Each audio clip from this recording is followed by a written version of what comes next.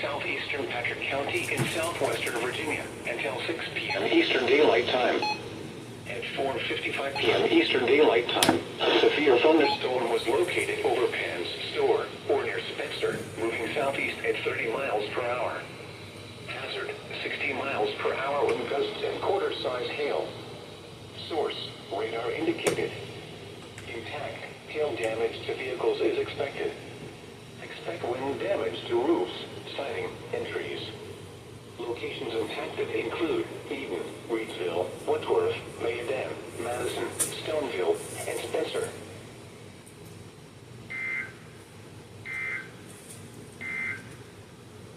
Flood advisory in effect until 8:45 p.m. Eastern Daylight Time this evening.